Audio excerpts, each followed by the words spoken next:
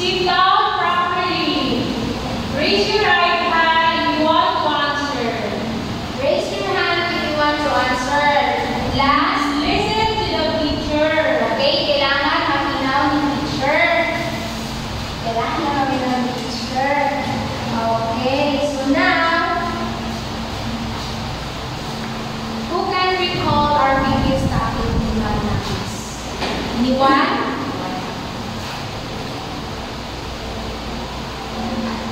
Wala?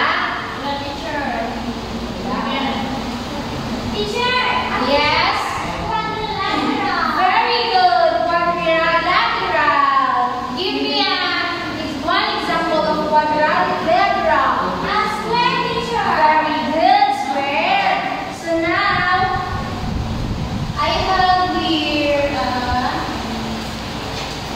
activity.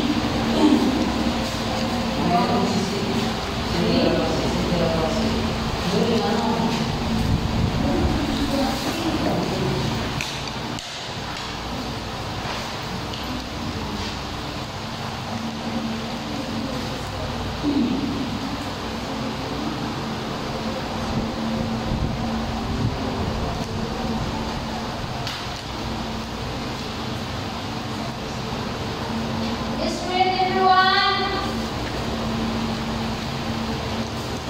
We will have activities. I will do each row should choose a representative to come in front and answer the given question. Okay.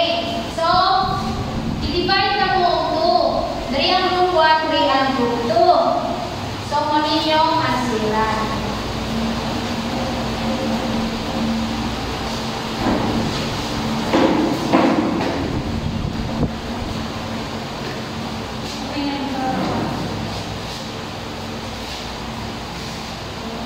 Okay, group 1, isa mo answer, isa mo representative sa group 1 o sa group 2. Anyone? Yes, Foreman?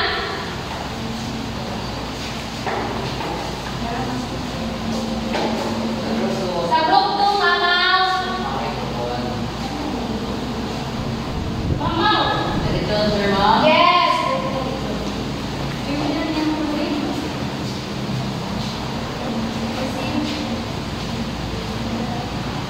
I'll give you 5 minutes to answer.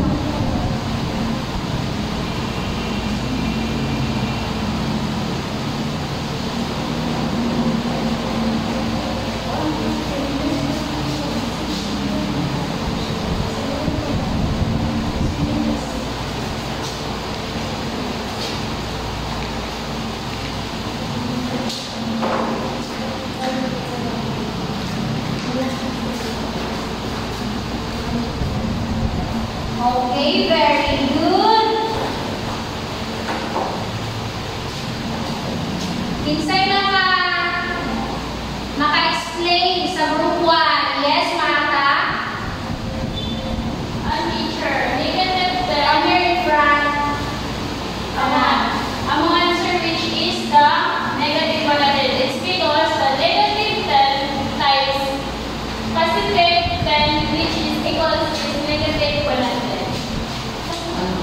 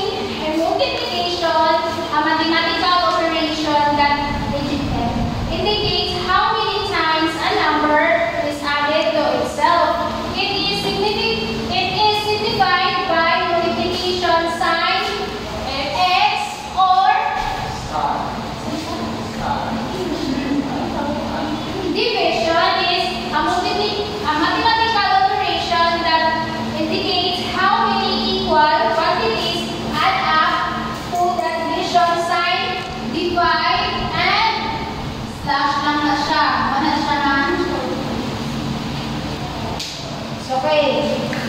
So, kabalo naman kung unsa ang sa multiplication sa unsay sign niya.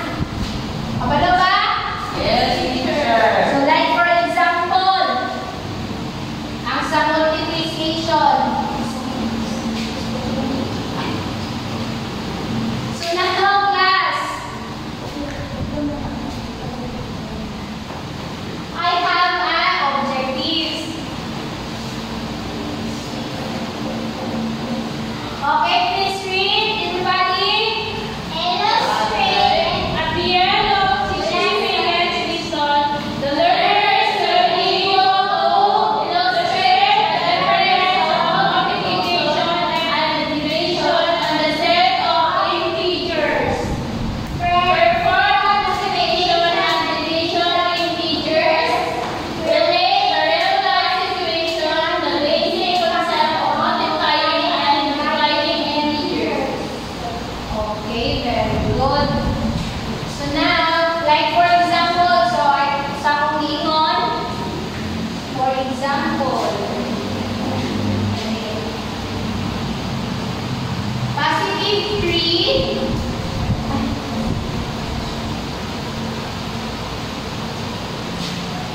and positive 2 equals plus Positive 3 is equals to positive 5. positive 5. 3 plus 2 is equals to positive 5. Okay, very good. So, kabalo mo kung saan na yung sign sa multiplication? Yes, teacher. Ang sign sa multiplication? Times. Times.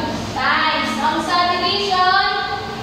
Slash of divide. Okay, very good. Slash or divide. So, get 1/2 housewise for your activities. Individual. Yes, teacher. I'll give you 10 minutes to answer.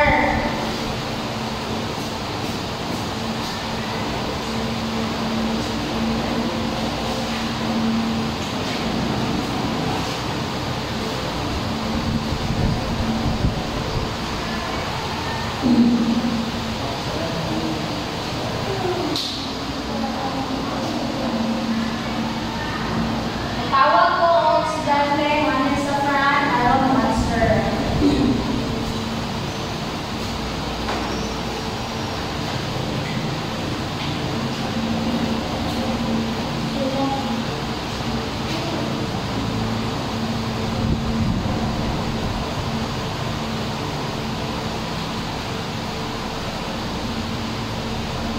Six minutes left.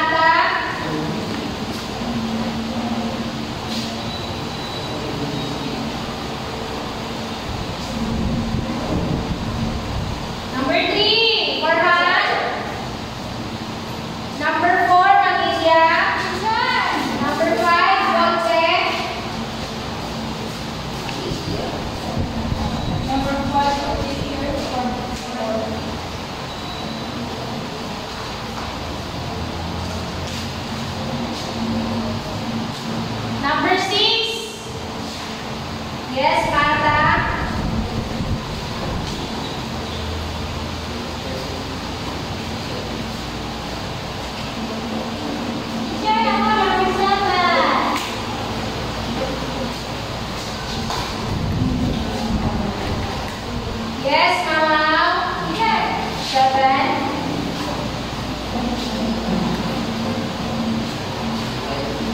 Mamilia, 8. Gunde, 9. And formal.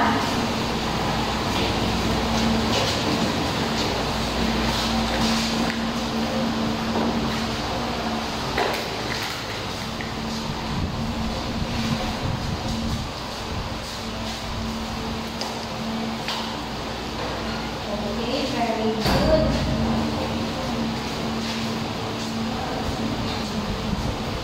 Negative 3 times negative 7 equals 21. Okay, very good. Positive 5 times positive 12 equals 60. Very good. Negative 7 times negative 6 equals 42. Oh, 42. Okay, very good. 8 divided by 2 equals 4. Very good. Negative 8 times negative 2 equals 4. Very good. 12 divided by negative 3 equals Negative 4. negative 4. Very good. Negative 12 divided by positive 2 equals Negative 1. negative 1. Very good. Negative 2 divided by positive 2 equals negative 32. Divided by negative Negative 16. very good. Positive 16 divided by negative 3 equals Negative 48. very good. Negative 8 divided by positive 4 Negative 2. very good. Let's give us 5 claps and Indonesia claps. 1, 2, 3, go. 1, 2, 3, 4, 5. 1, 2, 3. After the beginning, go. Everybody, 1, 2, 3. 1, 2, 3. After the beginning, very good. So, okay. Do you have any question, class? Clarification. Non-teacher. Okay. Again, what our topic for today? Our topic for today, multiply division. Our topic for today is about multiplication, division, and integers. Very good. So, class, take for example, class. If sign nga positive to positive, ang sa'yo result? Positive. Positive to positive. Positive. Very good. Kunya class, ang sign ako is negative plus positive equals negative. Very good. Kunya class, atong mga sign is positive and negative to negative. Positive teacher, right? Negative to negative. Negative, positive. Positive. Okay, negative to negative. Man. Equals positive. Kunya, kung 1 tag positive plus positive, atong result is positive. So, I'll proceed at evaluation.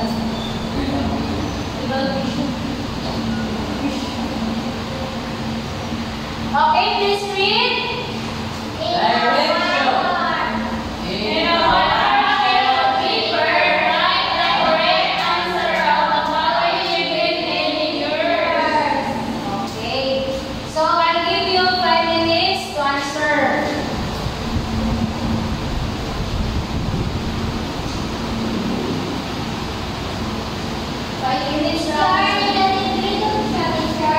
Yes. Negative 3.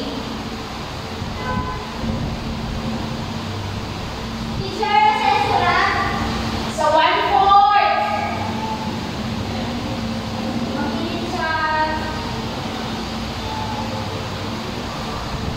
3 minutes left.